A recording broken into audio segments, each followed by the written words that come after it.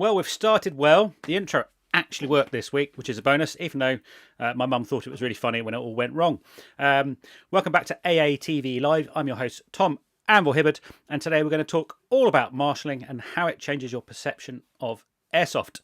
So as normal, I'm in the garden room. Things may happen. I think we're going to be all right. There's probably no Chinooks going over to Chilwell Barracks this evening. So let's get on and introduce my guests for this evening. Two fantastic guys. I'm sure you've seen them on the channel before. I'm going to big them up. Ben, the English Kiwi, and Arnold Rimmer. Sorry, Mark Courier. Got to get that joke in early. I have to admit, I was cracking up. I did see it pop up on the title card. How you doing, guys? You all right? No, not bad. Not bad. So Mark is in the deepest, darkest countryside somewhere, and he's interneting on a potato. Though he does insist on telling us it's actually quite a nice phone. But so his audio is a little hit and miss, but we should be all right. So we'll just carry on regardless. We did get him to order a microphone, but he ordered it 6 minutes ago. So probably not going to be delivered in time. This Amazon Prime aren't quite that fast, but we should be all right. Great stuff. So guys, let's start with. Look, he sounds like he's in a fishbowl again. Okay, guys. So let's start with the proverbial AATV first question about what's in your cup, Ben. Wrong can. I'm drinking Pepsi Max today. No, I'm not drinking Ultra Air. Pepsi Max today because I didn't have time to go out and buy some beer. And Mark. Snap. Didn't plan this, honest. This stream sponsored by Pepsi. That'd be nice. I wonder how much they pay influencers. That would. Only one way to find out.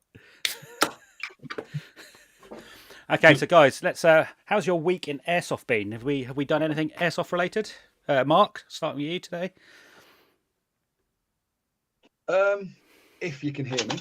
Yes.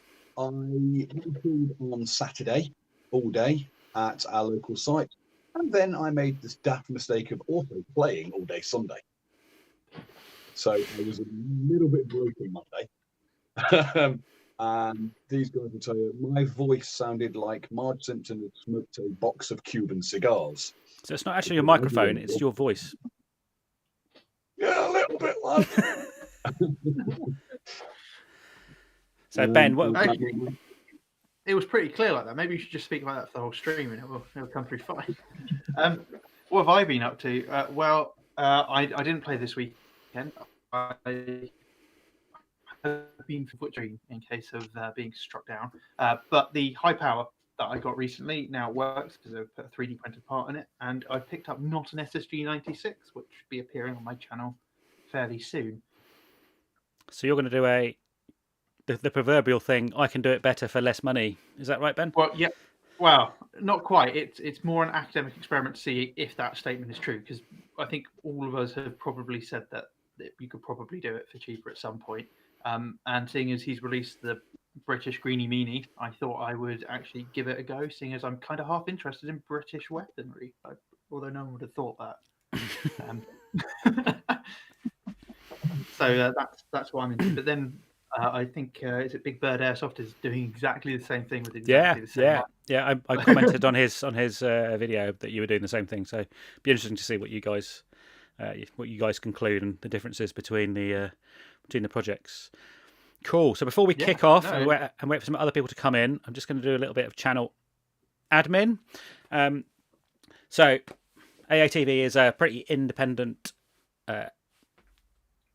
channel, and we can only really do that with the help of our Patreons. So if you'd like to join the Patreon and help AATV stay as independent as possible, there's a link down in the description. They tend to get notice of upcoming projects, they get asked questions, and they get a few separate videos which no one else gets to see. And I'm also, when I'm disposing of stuff, they will from now on also get the first dibs on my stuff. There you go. And we also, in order to support the channel, have a range of t-shirts. This is the Randy Last Mag t-shirt available in our Teespring store. So if you want to do a one-off payment to help the channel, why not buy one of our t-shirts? The link is also in the description. So after all that begging for money and all of that stuff, let's get back to today's stream, where we're going to talk about marshalling in Airsoft and how it changes your perception of playing. So I think what we need to do first is establish our guests' credentials almost, and they have different experiences, so it should be quite interesting. So should we start with Ben? How long have you been marshalling, and what kind of form does it take? Okay, so there's kind of two answers to this. So I started marshalling at my local site when I moved here. So as soon as lockdown 1 ended, I volunteered, and I now mainly play a marshal up at Gunman Tuddenham, which is a bit different to standard marshalling. We can talk about that in a bit. But before that, when I was back at uni and part of the uni society, every pretty much once or twice a term, I would go out and be a photographer on the field and walk around with one of the marshals at the site, getting that kind of other side of the coin view of a game, and it is quite eye-opening, really. Mark, what about your experience? It's a bit different to Ben's. Yeah, I've been marshalling for about 3 years now. I was made a senior marshal just at the end of lockdown 1. So I now run games as well as just run around shouting at players. Okay. For about 3 years, between being a normal marshal and a senior marshal. Cool. I'm going to facilitate this discussion, but just so you guys know, I've marshalled for, actually not for a while, but several years ago I did an awful lot. I also ran games and helped run events. So I've got a bit of experience, and I've also spent, just like Ben, I spent a lot of time behind a camera, and you get to for when I was working for Airsoft Action magazine, and now when I'm filming, and you get to see a very different side of the game when you're behind a lens and when you're marshalling. But we'll talk all about that. Okay, so let's go into what the role of a marshal, as you understand it, where you play, because it's going to differ from site to site. So Mark, I've played at Skirmish. I think they have one of the best marshalling teams I've ever seen, but you marshal in a different way to a lot of sites. You're very professional. Yes, we do. We are very hands-on as marshals.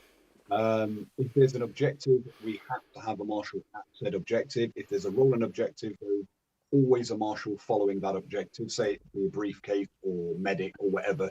When we're playing medics, and we say generally have 2 medics, there'll be a marshal on each medic, shadowing the medic, so we know exactly what's happening. We are very, very, very involved marshals. Okay, could you outline? You talked about your marshals and senior marshals. Could you kind of outline the marshalling journey at Skirmish, because that's probably interesting. Yeah, I mean it's different for everybody, because some people don't become senior marshals purely because they don't want to. Senior marshals end up becoming a marshal fairly quickly, but that's just because of the extrovert I am. I tend to assert my presence quite well. Really? I've never noticed that. You'll be brought up as a marshal. Generally, you'll be, if you become a marshal, you are generally, if you would be interested in marshalling. You then do sort of a training day to see if it's actually for you. You'll be trained by a senior marshal, so they'll show you the best places to stand on certain for the choke points, where most of the firefights are, generally where most of the objectives tend to end up, and things like that.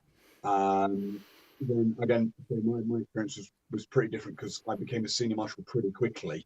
But then you'll marshal for so long, and then when the owners think you're ready, owners and other senior marshals think you're ready to take on more responsibility, you'll slowly still take on that bit more responsibility. So you'll do the morning day brief, the main safety briefing. Yep. You'll get through that. Then you'll get to start actually briefing out your own games. So you'll say, right, we're going up to, say for example, our fort. You'll take everybody up to the fort. You'll brief out what we're doing. The rules that you stipulate are the rules that everybody else will stick to. We're also a standard marshal at our place. Don't work with animals or children. Go back to bed, please.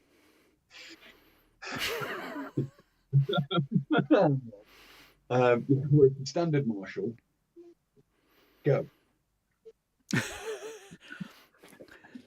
Ben, Yeah, talk about your experiences of player marshalling while Mark has a domestic incident. So,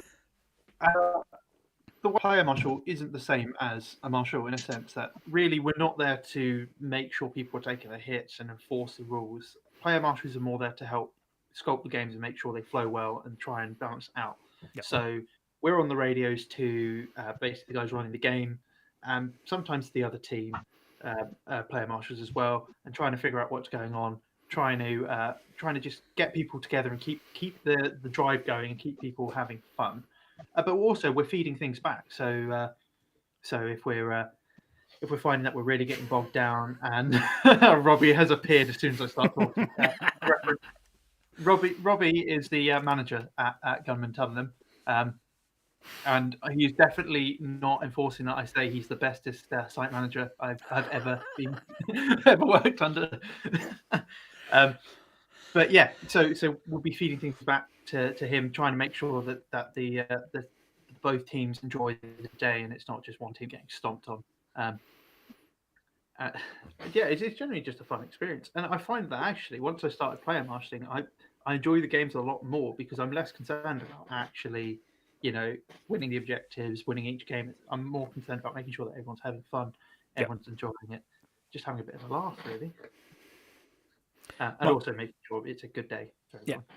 Mark, was there anything else you wanted to add before you got rudely interrupted? And had to go marshal your kids. Yeah. You have to put a high vis on to do that. He hasn't been out of his bedroom until we went live. It's always the way. So, what I'm saying is generally normal marshals, they will follow the lead of the lead or senior marshal. And what the senior marshal says goes. Yeah. And basically, it's just our job as either normal marshals or just to improve. Right. That's it. Cool. So it sounds like two very different approaches. And having I've not played at a open day at Tuddenham, but I played at Tuddenham and I played at enough gunman games. They're two very different. In reality, they're two very different ways of running an open day. I'd say skirmish probably, from my experience, skirmish would have a higher proportion of newer players and less experienced players, and gunmen will tend to have, even on a film sim day, will tend to have more experienced players, which makes a difference to the way you have to marshal things, and it's kind of quite apparent, really. Okay, so let's get on to kind of the next topic. What have you seen in game that has changed the way you play or changed the perception of Airsoft? Now, there's a few key things we've already kind of touched on pre-show, but Ben, would you like to lead us off with one of your kind of like first observations of strange things? So, well, actually, I think that the biggest thing that marshalling showed me, or at least I've learned from marshalling, is to be more ballsy, especially in so Tuddenham is kind of half woodland, half abandoned buildings. And I always, when I used to play those types of sites before, I'd always be really cautious about every corner I'd go around, and I'd wait there for ages and make sure.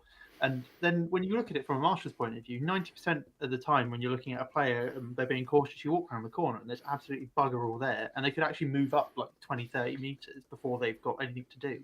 So since I've started like player marshalling stuff, I've felt that I've actually been a lot more aggressive and played and pushed a lot more because I've got it in my head that there's less chance I'm actually going to get shot, even though I do end up just getting shot all the time because I suck.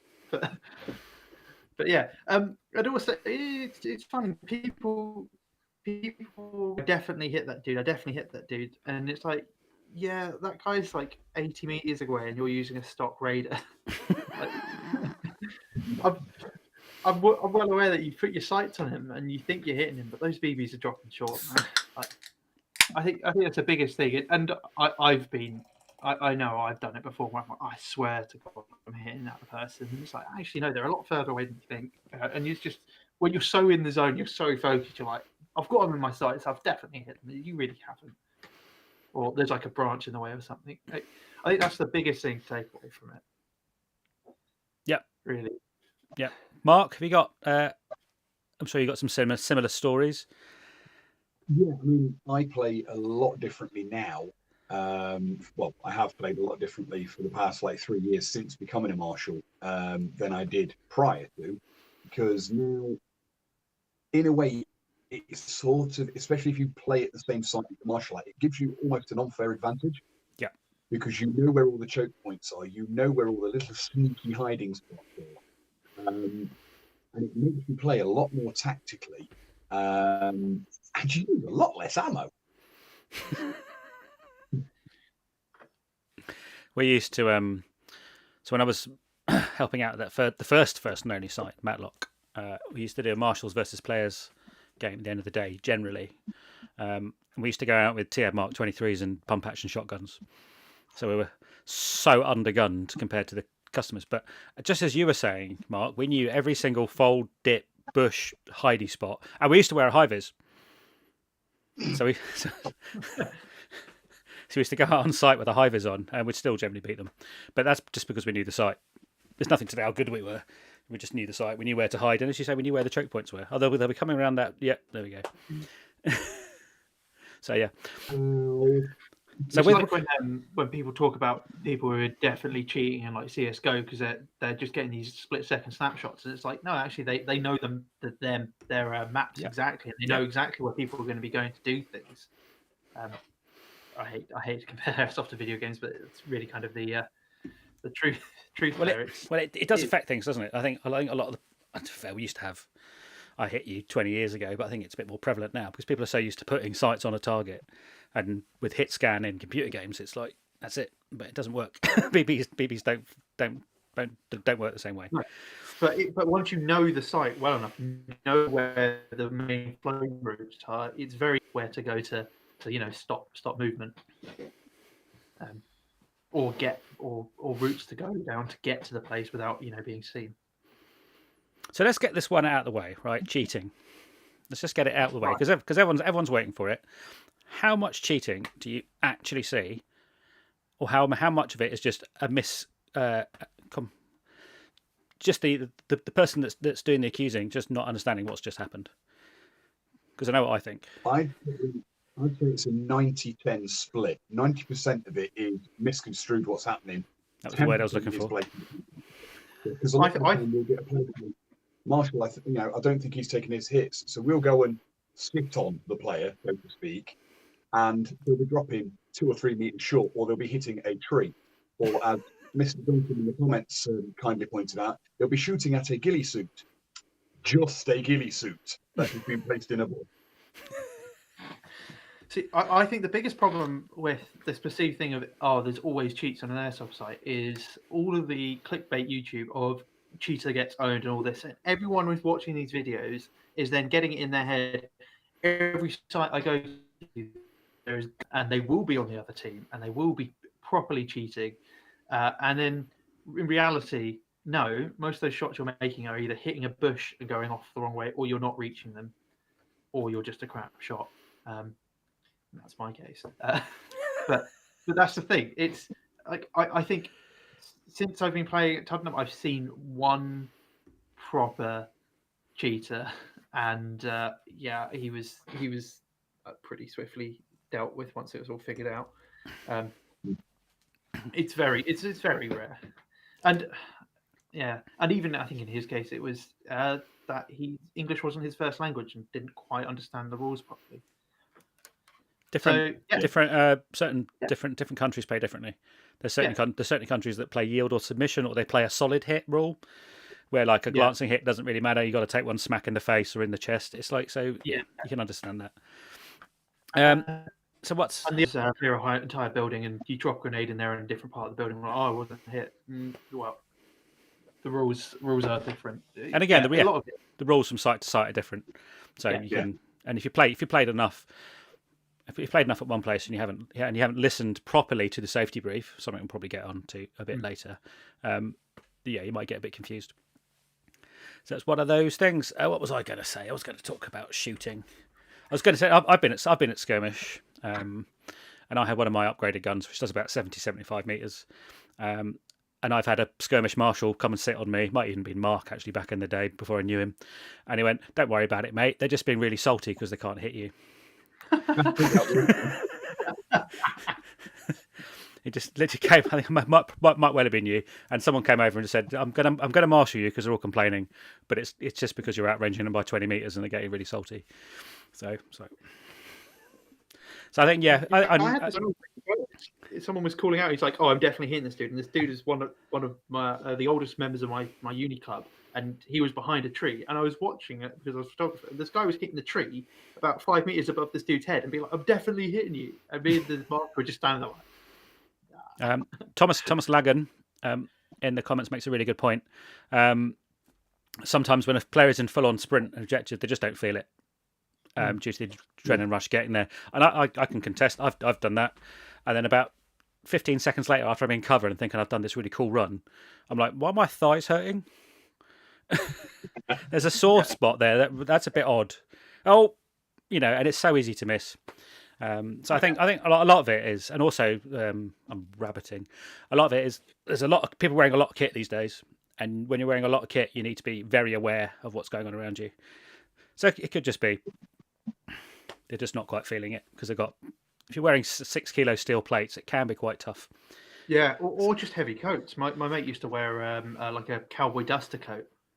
And sometimes you don't feel it in that. And to be fair, like people would go, "I don't think you're taking your hits," and he'd be like, "Right, no, time for the dust to go away, down to just a shirt." Because it's better to just be like, you know what, this isn't working. This is my kit's fault. Yeah. If I don't need it, let's ditch it and make it a bit easier to feel the hits. Yeah, it's partly. I think it's one of those. If you're not, there's a certain experience level you need, I think, in order to wear a lot of gear, because you need to be able to separate the chaos of battle away and be aware of what's going on around you. And are there BBs coming through? Can you hear can you differentiate between the BB sounds? And if you hear a crack or a thud rather than a rustle, even if you can't feel it, you know that you've been hit. So I think it's a certain point. Mark, does skirmish have like a de-rigging rule? Because a lot of sites do. So sort of like if it's on the edge, they might ask you to take your rig off and just go out with less stuff on for a bit.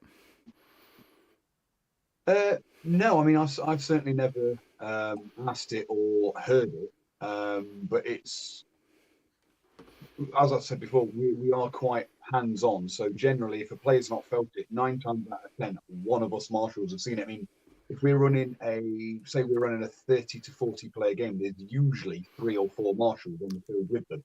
Okay, so it's quite a high marshal, yeah, because that's quite a high ratio. Yeah.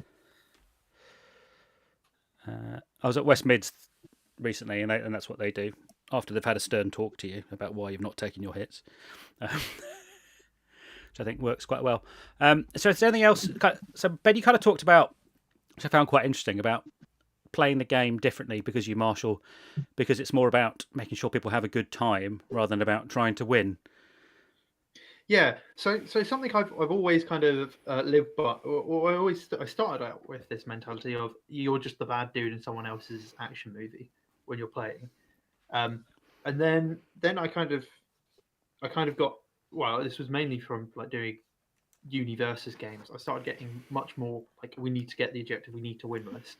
And now that I've come back, kind of come full circle after marshalling, it's like, yeah, I'm just here.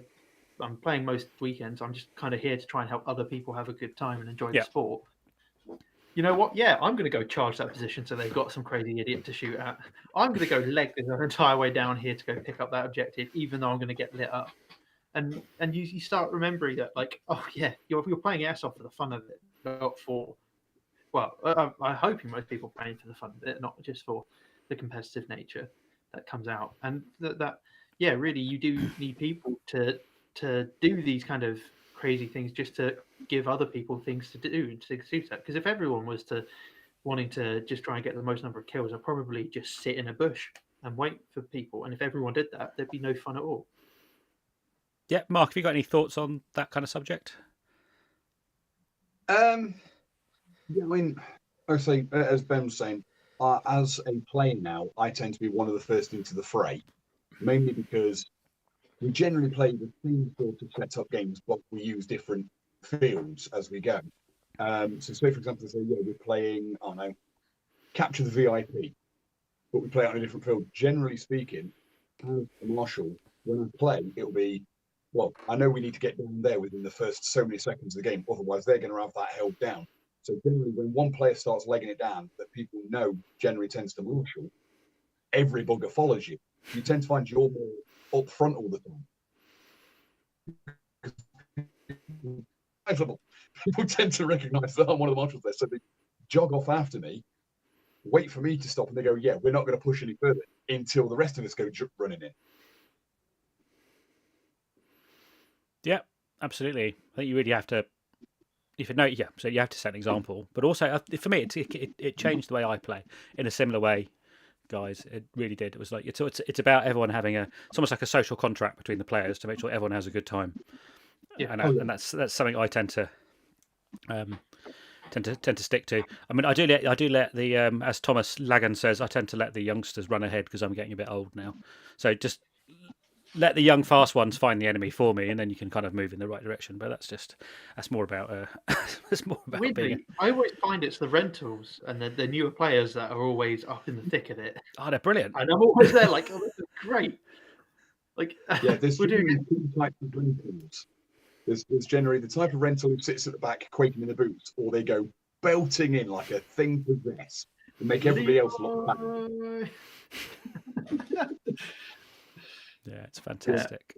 Yeah. Okay. It's I mean, Andy Duncan was pointing out there's a fair few of the Thin Brown line now who are marshals at site, and we generally spend most of our time farting about rather than playing actually properly tactically, but we're getting everybody else involved. Yeah. And you ask a lot of people who play at skirmish now, I tend to take on sort of a persona like as a drill sergeant. I will run around the field screaming at people, but they know it's what I'm like.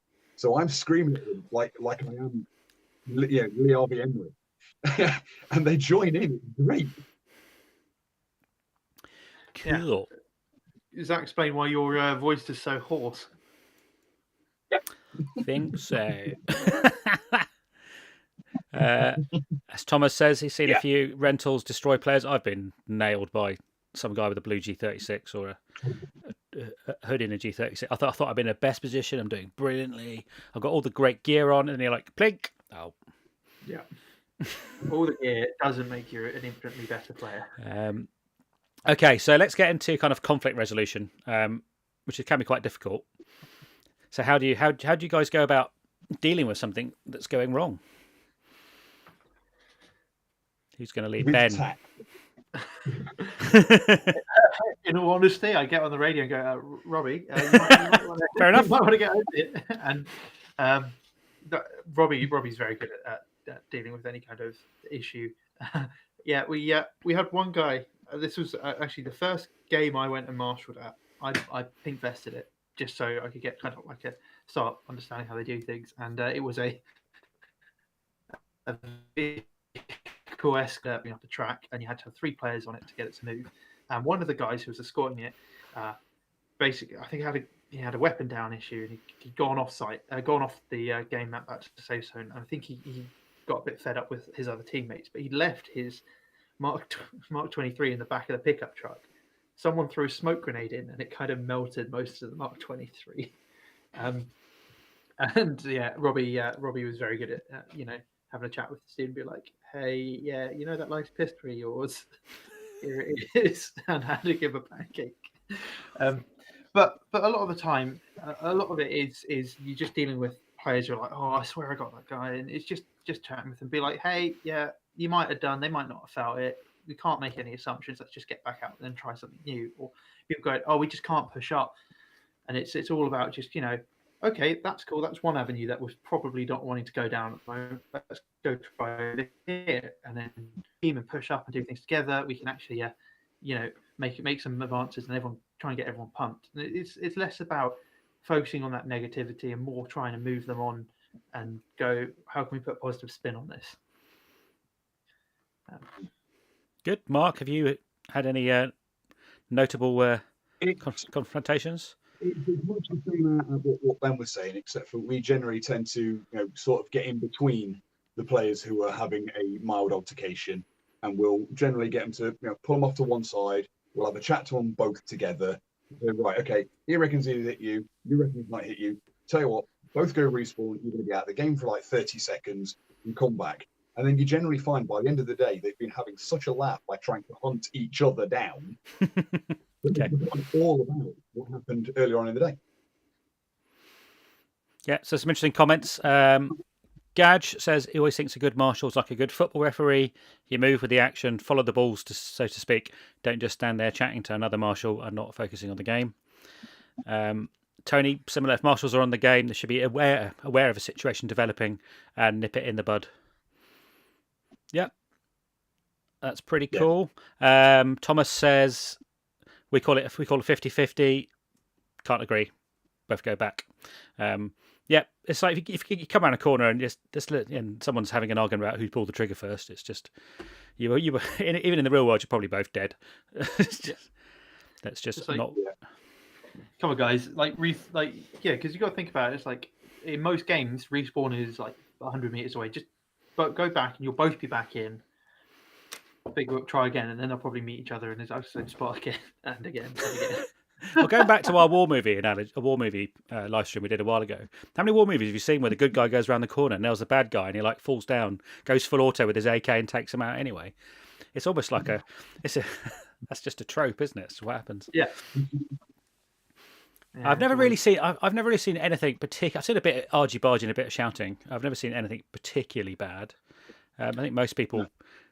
I've seen one guy completely lose it, and that was years ago. I was at Sandpit. He just, I was in I just come around a corner and across the field, this guy was just full on raging, running across the field. But luckily, I think the UCAT marshals got to him and dealt with it pretty quickly. Just sat him down, calm down. It's just a game. Lots of agreement in the chat. Andy says, if in doubt, call it out. Thomas says it's men with toy guns, relax and enjoy. Kenny says it's just boys with toys. I don't see why so many people get salty. Don't know.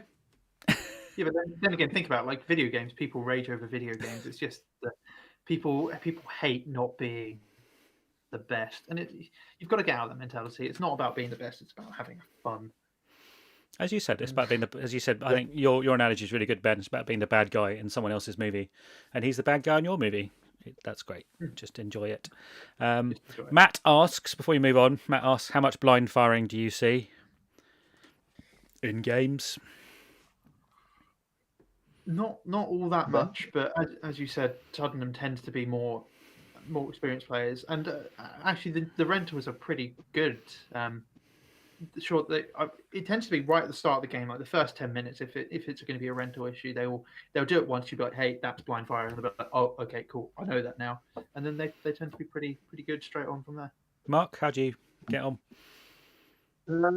We don't see a great deal of blind fire. Again, I think there's usually you find it tends to be rental players, especially younger rental players who've never held its object before.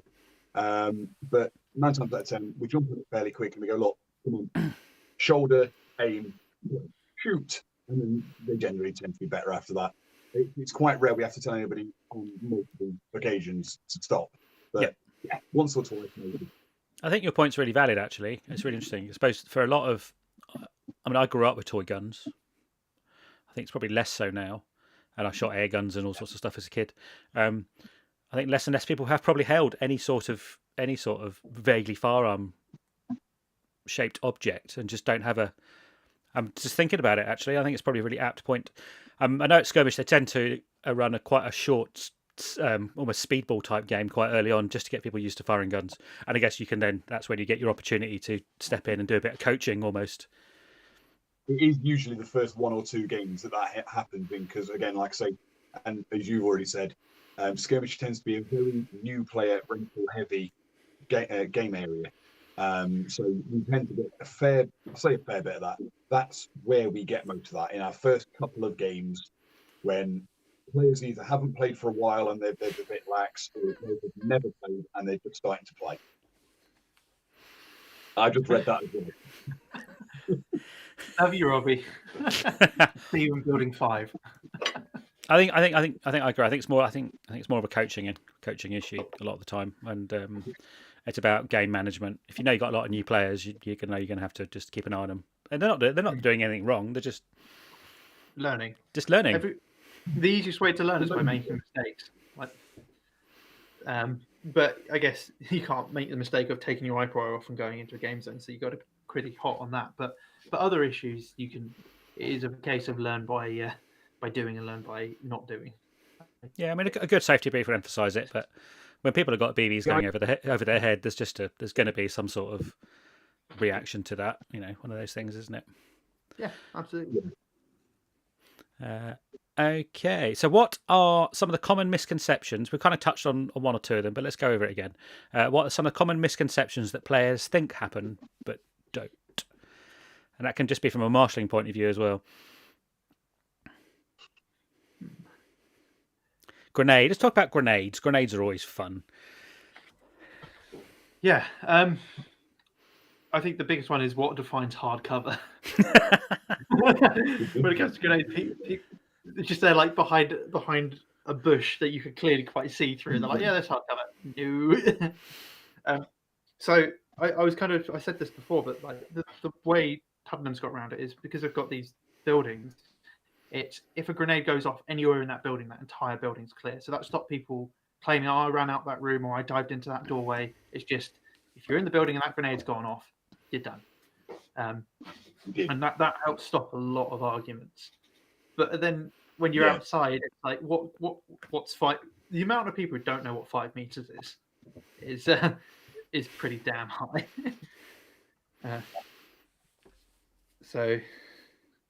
Oh yeah, another player, and that's the other one. People are, oh yeah, I was behind him. He took the front of it. Yeah, that's not going to fly. Mark, at skirmish, I've seen marshals die through doorways following a grenade, which I think is pretty cool. I mean, it's pretty brave as well because they might get nailed in the face with a load of BBs, but it's. Oh, I get shot more marshalling than I ever have done because one of our jobs as marshals at skirmish, again being so hands-on, is if there is a pyro thrown, we follow that. We're generally at the point of impact, standing with our fingers in our ears, waiting for it to go off. Yeah, it's So yeah, we got. Well, I think it's an interesting point, isn't it? Because pyro's not cheap, particularly if you're using fizzy pyro. Someone's invested, a good amount of money in that, and they want a benefit. I think it's one of the things of being a marshal that I've got is if someone throws a pyro at me, I tend to just let it go off. I don't try and run away. I don't try and do anything. It's like someone has spent £3, £4, £5 on that bit of pyro, and I'm 4 meters away. Fine, well done. I well done. Pyro offered me at the weekend, and it bounced off. I stood there, just went and waited. That was it. I think the only time I've not taken a pyro hit when I technically should have was when I was in. I had to watch it go off because it had landed right in my mate's butt crack as he was trying to crawl up somewhere. And I'm like, I'm not looking away. I want to see this happen. Angela's asked a question, which I think we should have a little talk about. Do paid marshals work better than just a regular player than helping out? And what about favouritism to regulars? I think favouritism to regulars does get brought up a fair bit. What do you guys think? Because we've got one paid marshal and one non-paid marshal here. What do you guys think about it? Ben? Well, first off, I would like to be paid always, but no, I think for me, I don't really care about being paid. I'm there. I'm going to the game anyway, and if I can lend a hand, I want to because I want to make the sport enjoyable for everyone.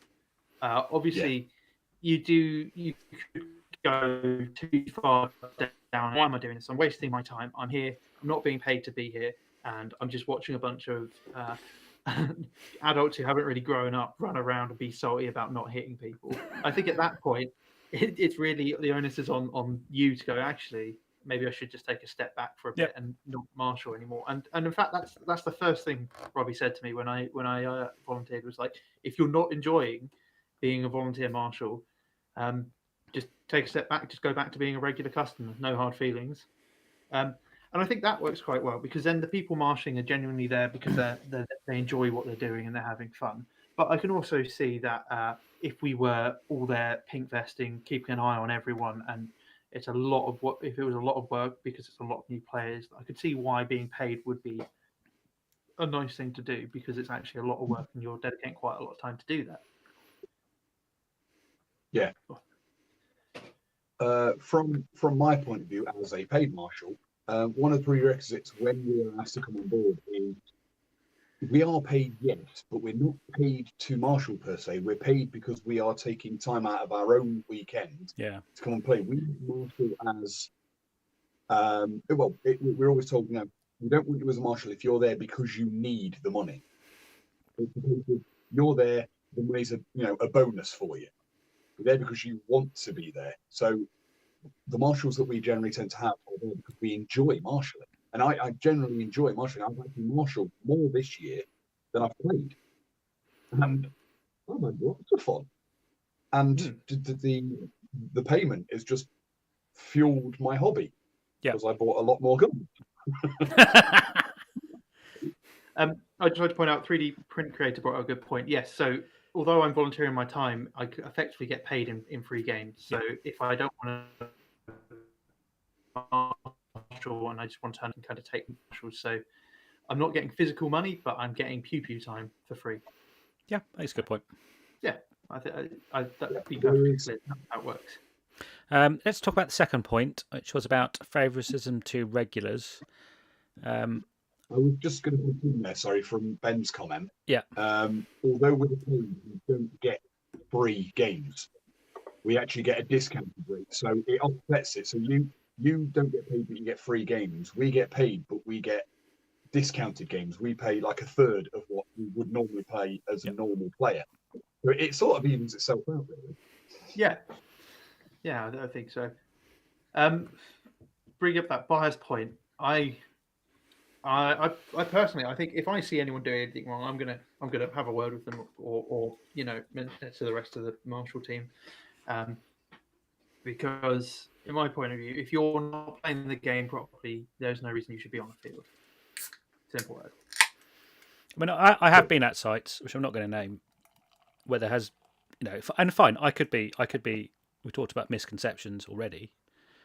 Whether I felt there's been a bias towards regular players who are there week in, week out, but that just could be my perception, and probably because they know the site better than I do, as we've already talked about. But you don't know really. Yeah, I tended to be harder. I tended to be harder on my regular players than I was on guests because they should know. They should know better. They should know better, and in some ways, you kind of want the regulars to be helping the newer players and show them how to go around the site and how to do things, actually trying to stop them because it may look cool. Yeah, Phil Bucknell says when I've been a marshal, I've been hard on the regular players and the visitors. Yeah, same. They should know better. And Thomas says, yeah, regulars know every angle. And they know how to win that map. They know how to win that map. I'm using computer game terminology now. Shoot me in the head. That they know how to play that area. They know how to play that scenario. They know how to take that objective. They know all of that stuff. And yeah. There are a lot of players at Tottenham who know the site a lot better than I do. And sometimes when I first started marshalling, I was like, "Yeah, hang on, wait, where is this objective we're meant to be going to?" So yeah, it's a thing of the regular players.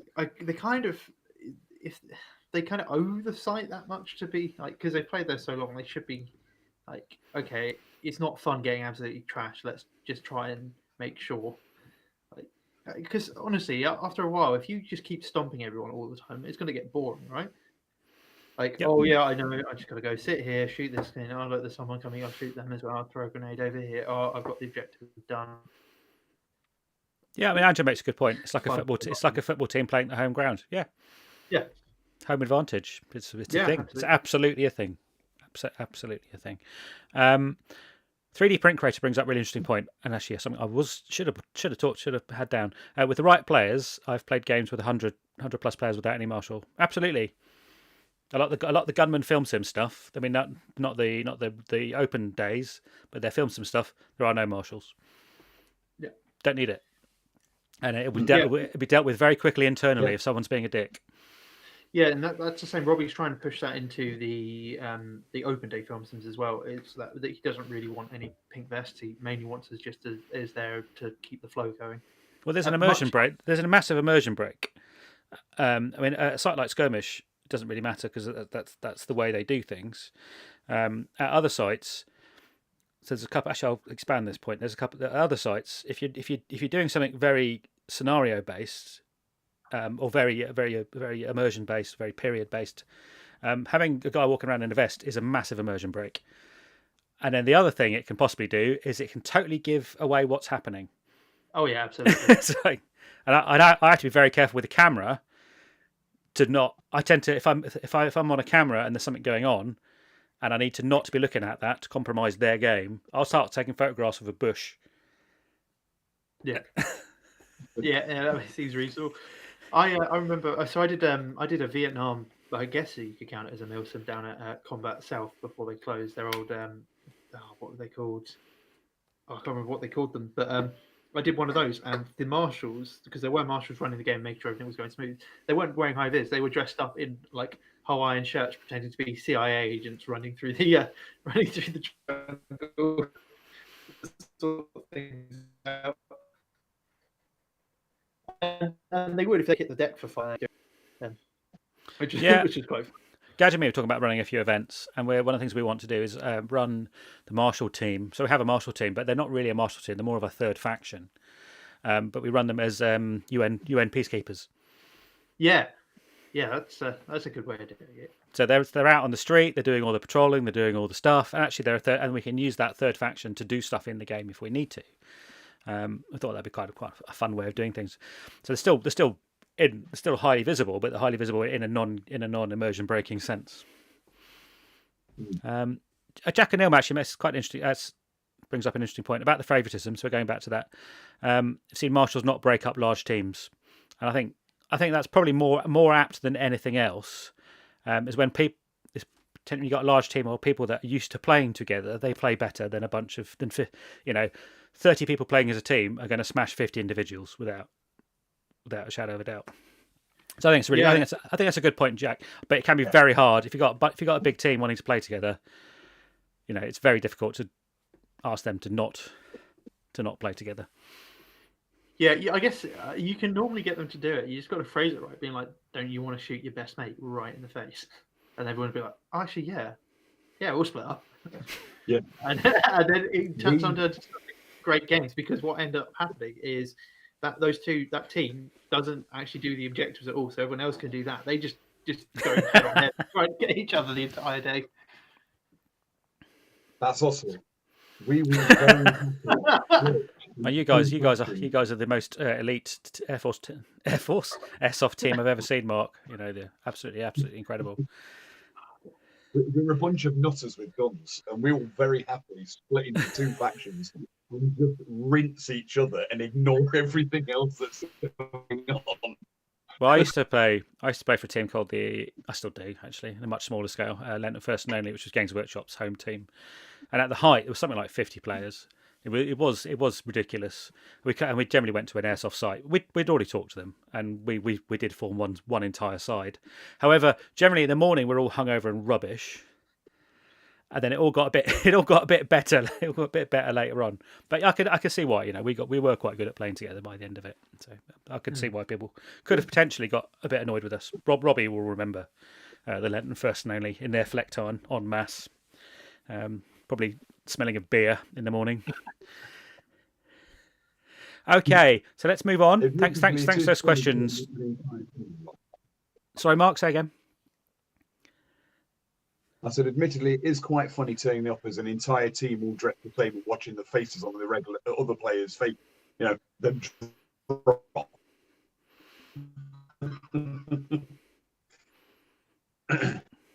Right. Jamie says, "Yeah, we got we got switched at Town Assault in about 04, and my mates came after me like a tornado."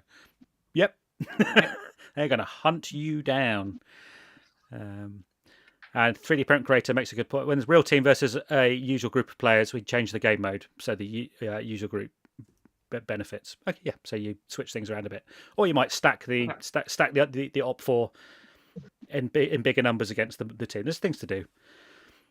So Robbie has spoken. One thing I think is important, that I don't leave my marshals to deal with the problems. Their job is to identify the problems and players, and it's for me to deal with. Cool. Thanks, Robbie. Okay, let's move on to the next question, which is, what would you like players to do differently? If there's just a few things players could do to make your lives easier, what would they be? Ben, would you like to start us off with one? Know what ammo weight they're running in their gun when they're chrono. Really useful. I think that's a useful one. And the other one is just stop cheat calling people all the time, because 99% of the time they're not cheating. Other than that, just play the game fairly and have fun. Mark, have you got an observation for us? What would you like players to do a bit differently? Same thing as what Ben said about the ammo. Good God. How can you not know what ammo you got in your gun? Yeah, what weight? Yeah. Oh, God. What you got in? I think it's 3. The one I enjoy is like, oh, let me chrono it first and I'll tell you. It's like,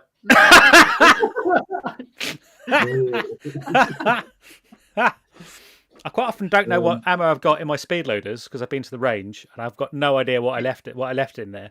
So I tend to, which is a bit of a shame because you have to dump it. And you're like, I have so many bags of just dump BBs. And I'm like, oh, I'll probably figure this out at some point.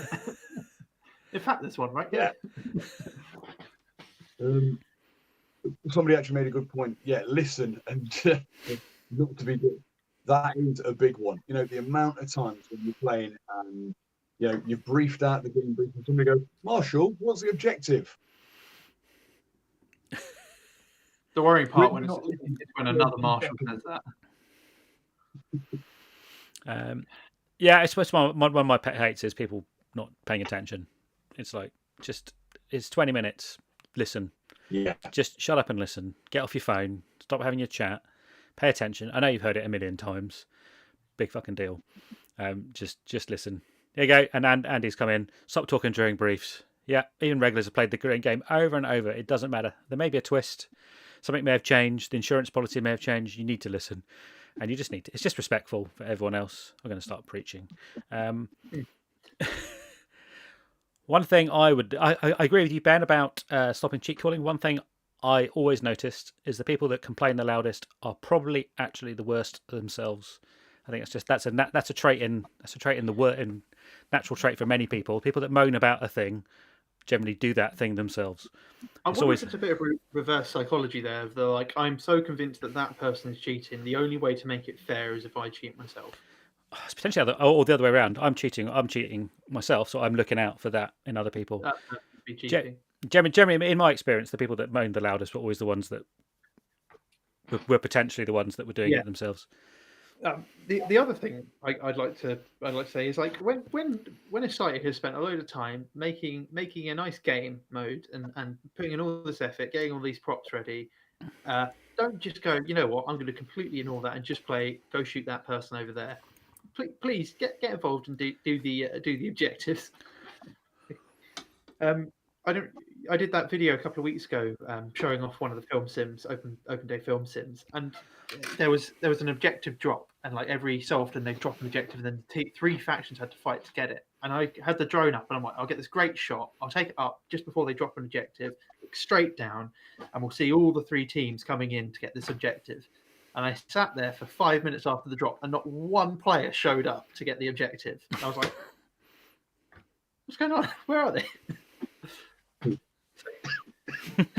Yeah, it's just like, just play the objective, play the game, do something different other than team deathmatch. Okay, so let's go on to the next one. Right. What would you like marshals to do different? Oh, dead silence. Specific one, properly cook sausages. And, Robbie will know what I'm on about. Just a bit more communication, I think, is when the marshal team is all talking, and you can start actually getting a pretty good picture of what's going on, and make sure that you're trying to get your team as tailored as possible to have the most amount of fun, the most amount of chance of doing things. I think is the more communication, the better. I think. Okay. Yeah. For me, from my perspective, I like marshals for I would just like the marshals that are there to pay attention. And this is generally not the sites I regularly play at, and the sites that I don't play at, where the marshals are just sitting there having a chat and a coffee, and it's like, well, ain't that just great? But so yeah, the ones I go to, because I think they're safe, because I think the marshals are good, because I think they're paying attention. And I'm not being biased here, but there isn't a great deal I would any of our marshals do differently, because we run a fairly tight ship when it comes to the marshalling team. We all know the score, we all know where we're meant to be, and we all basically do the same thing. So I'm a little bit biased though, because we seem to be together. Well, I'll say, Mark, if I'm going to bring a new player somewhere, skirmish is generally the place I will bring them. For that reason, I know it's going to be safe. Tell the story, Ben. Ben is a story. Yeah, well, this is to his previous comment. Turn up on time. One of our marshals, he was there on Saturday. He was like, "Yeah, I'll see you all tomorrow. And he was meant to bring Robbie his breakfast, because Robbie has to stay on site overnight to make sure nothing gets nicked. So we all turn up, and marshals have to be there before general public, before gates open, and 8 o'clock rolls around, and 8:30 rolls around, still no sign of him. So we give him a call at about 8:45, and woke him up with that call. And then he rushed to site and didn't get Robbie his breakfast. And then the next weekend, he made it up to him by going to get him his breakfast and getting him a McMuffin. And when Robbie unwrapped the McMuffin, there was the top of the McMuffin bun and the bottom of the McMuffin bun, and nothing in between.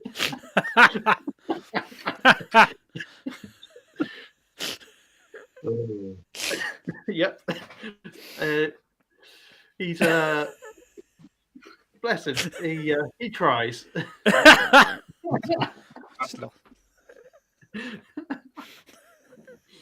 Right, I will cover. Okay, so we've had a great chat. Would you guys recommend marshalling to people? Is it something to have a go at? I think definitely if you for a while for marshalling, because it gives you an entirely new perspective on the game. Yeah. Mark, how do you feel? Yeah. I definitely recommend it, especially if you want to take a step back from playing but still keep in the game, so to speak. It gives you a completely different perspective, and you'll learn a thing or two about your gameplay as well, how you play. Yeah, I think it gives a really interesting insight in what to do, how to move, how far guns shoot. You learn distances. You learn how gameplay works. You learn it's just watching. If you're a visual learner, it's absolutely fantastic.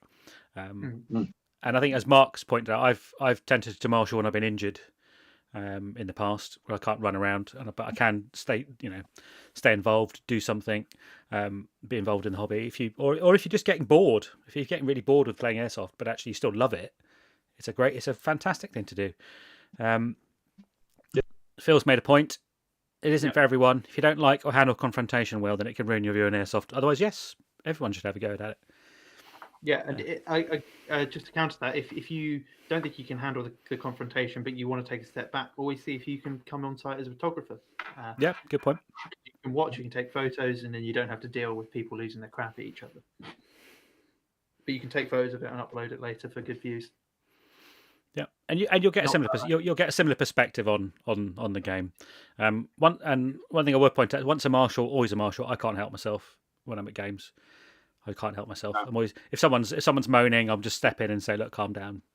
You're probably not feeling it. Go and play somewhere else for a bit. Don't worry about it." It just gets into your head, really. Okay, have we got any questions from the audience? Otherwise, we'll start thinking about wrapping up the stream. So I'll give you guys. I know you're about 30 seconds behind, so I'll give you a bit of time to bang some questions in the comments. But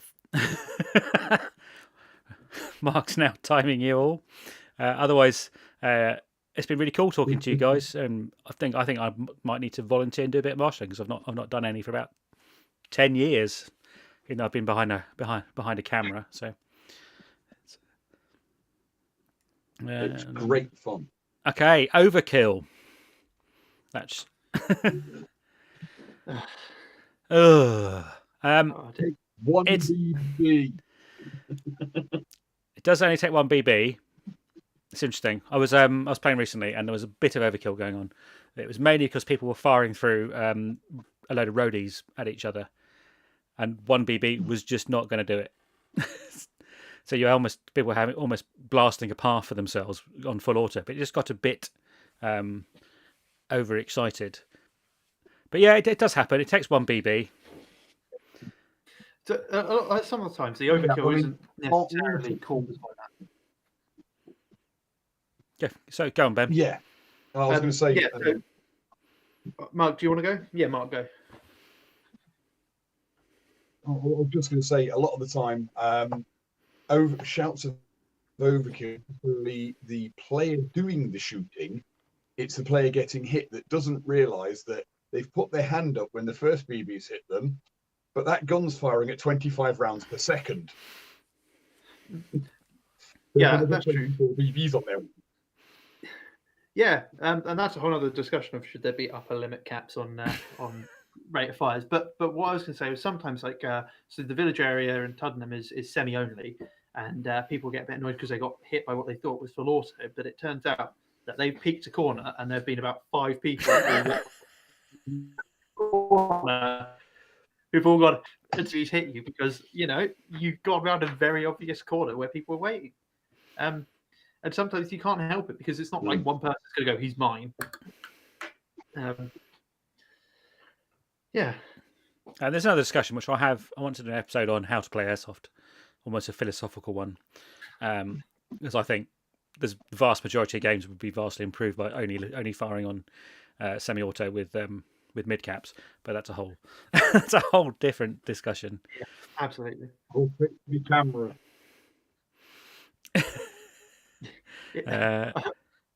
Hopefully his mic will be here for that one. Just gonna keep an eye, have a quick look at the comments. Marshal training. Ian Lawrence says we were on training courses for marshals. Does anyone else? Depends what you mean by training courses. I know a lot of sites will have first aid trained and everything else. But that's about it. Mark, you mean you had some sort of training, didn't you? And shadowing process. Yeah, I mean, we generally, like I say, we generally start. Your first day as a marshal, you'll be shadowing the lead marshal, who's usually the most senior out of them there. So somebody who's been doing it for years and is a senior marshal. You'll shadow them for a day. Then your next 2 or 3 sessions, you'll be marshalling, but you'll be being instructed still by whoever's senior or lead marshal that day. And then eventually you'll build up to being allowed to marshal left alone because you'll start knowing where to go and what to do and everything. So we do technically do marshal training, but a lot of it is you learn on your feet. Yeah. But you're not just told, here's a vest, go out and shout at people. Oh, no. You're not, yeah. Orange, yellow. Absolutely. So Tuddenham's a bit different. I guess Robbie and the team kind of vet people before, so it's not anyone can ask and be a marshal, can be a marshal. It'll be either you approach them and they're like, yes, we think you're right material, or they will go, hey, we'd really like you to join the team. But then from there, it's really you're trusted to try and figure things out on your own pace, but obviously not step in too much. So if you're marshalling Pink Vest, you'll be being like, hey, I'm seeing this issue, do you guys want to come check it out, as opposed to just going straight in and being like, no, you get off the site. It's much more about letting Robbie know, or letting the senior kind of guys on the site know, so they can come and deal with it. And then eventually, once you build up the confidence, you'll start being trusted to actually make those decisions. Yeah. So it's a less of an official process, but still much the sameness of we've got these tiers. Yeah, it makes sense. It makes sense. It makes sense. It's more of a kind of observational and reporting situation, and you're there to guide the players into doing the right thing. Yeah. Okay. Another question from James C has asked, do you think GoPros and action cams have made marshalling more difficult? I've got a slightly different perspective on this. Is that I think it changes the way people play, and that in its own way makes marshalling more difficult, because they're more interested in getting the shot or getting that bit of video than they are in playing the right way or making sure other people have a good time, and that just makes gameplay more difficult for everyone else. See, I found sort of more the flip side of that. Okay, go ahead. I found that quite often. I mean, and I've actually witnessed it firsthand by being somebody with a camera.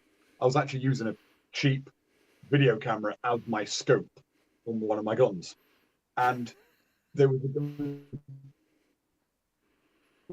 year or taking it was a camera. He was the best player ever. So I tend to look at a lot of people when they realise they're on camera, they play fantastically. Yeah, it's interesting because I think a lot of people have cameras on because, well, it's a kind of trend of, oh, you get a GoPro, put it on your helmet.